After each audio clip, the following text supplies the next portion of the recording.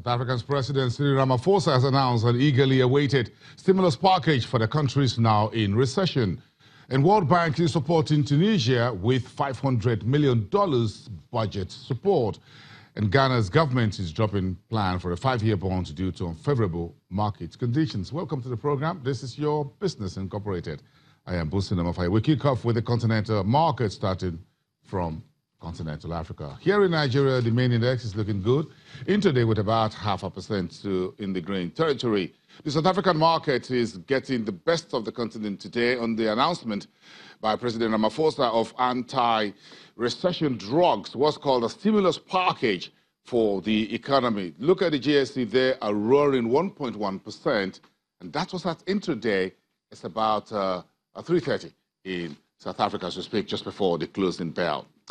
Meantime, the Egyptian market finished off the week Thursday with a negative 0.11%. It's been a stellar performance for the better part of the week for the largest market north of the continent. And the Kenyan market was a negative 4.7%. That's a whopping decline for Thursday, and that's just 24 hours before today. Okay, so the markets are closed today in the Middle East for the weekend. So let's look at Thursday's market. The Abu Dhabi market was finished flat. The Dubai financial market was about 1% in the green territory. Qatar lost about 0.4% on Thursday. The Saudi main index, the Tadawul, posted its third straight increase, backed by gains among the blue chips. That's 77.68 reading on Thursday.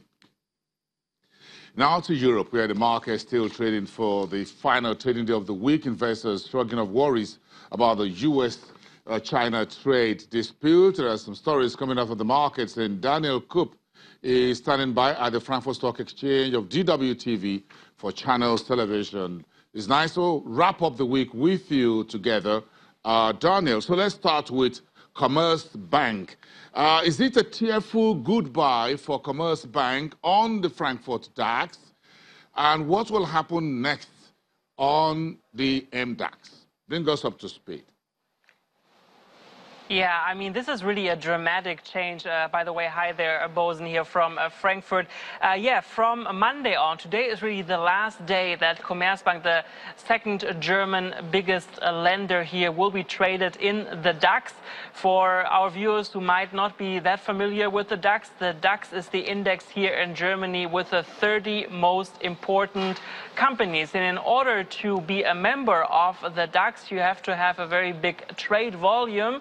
And it also depends how your shares are doing. And the shares of Commerzbank have performed very, very poorly this year, always going down and going down. And that's why it was decided that Commerzbank has to leave the DAX, which is also significant because Commerzbank was from the first day that we have the German DAX here in place, so more than 20 years already, a member of this index. Now it's going to the MDAX, which is the #2 index here in Germany. But yeah, it's still an important index, but, you know, frankly speaking, whenever you talk about corporate news and about important companies, all those are always listed in the main DAX and not in the MDAX. So yeah, it's quite a shame for the company that this is actually happening. Now, from Monday on, we'll have a new member here in the DAX family, a company, e-commerce company called Wirecard. They have specialized with digital payments, so they will be joining on Monday. Yeah, let's see how Commerzbank will perform in the MDAX and if they will eventually return one day here back to the very important index DAX. Always there is a speculation also about Commerzbank if there is going to be at one point maybe a merger. Deutsche Bank, Germany's biggest lender, always a possible candidate. We have also had other banks in the future, or not in the future, in the past that were interested. Talking about Deutsche Bank as well, well, they're not going to leave the DAX, even though their share price performance has also been rather poor, but they're going to leave, or have left actually already, the Euro Stoxx 50, which consists the most 50 important shares here around Europe. Yes, Daniel, one good thing about the market is that you can always go and can always come back. The door is always open. Once you meet the market requirement, here you go on the trading board. No hard feelings there, Commerzbank or Deutsche Bank. But let's talk about Opel. Why is Opel joining other car makers in Germany driving through some rough patches on the production line? Yeah, exactly. I mean, this is a very interesting topic. I mean, we have to remember the entire Opel story. Opel, was for a long time owned by General Motors. During the time it was owned by General Motors, it never got back into the winning zone.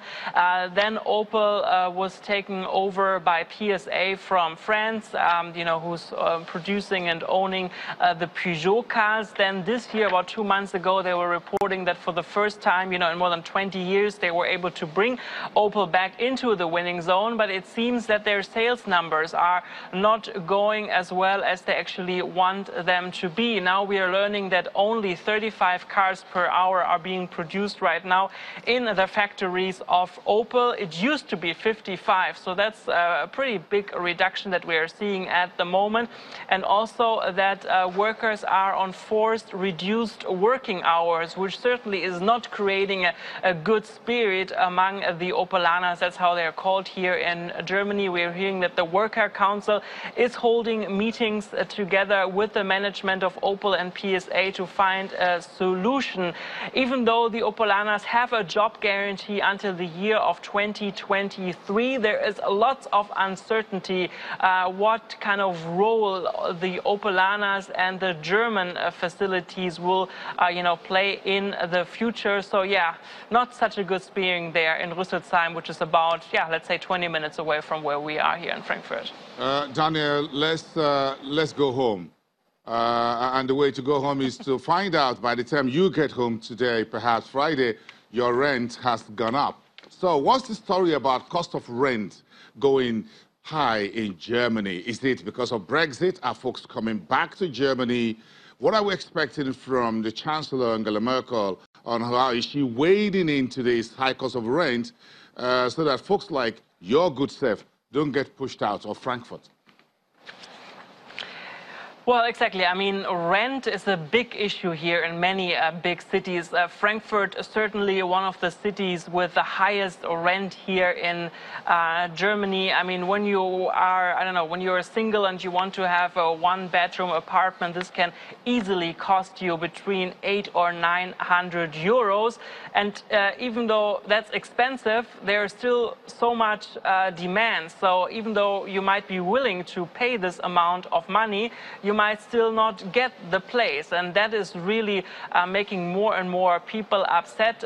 Certainly for a family, maybe with 2 children and parents with an average income, and you're trying to move to a big city, this is in many cases impossible. So you have to live outside of the city. And yes, when you take a look at the development of the rent prices here in Germany, for example, during the last 7 years, rent here in Frankfurt, which has always been on a very high level, went up by about 20%. When you take a look at Berlin's capital, there the rent price has been going up by more than 50%. I remember I was still in university. This was in 2007. I had a 60-meter square apartment, not really in the best part of Berlin, but it was pretty good, 10 minutes away from the Brandenburg Gate, not too bad located. I paid by that time 350 euros, including services.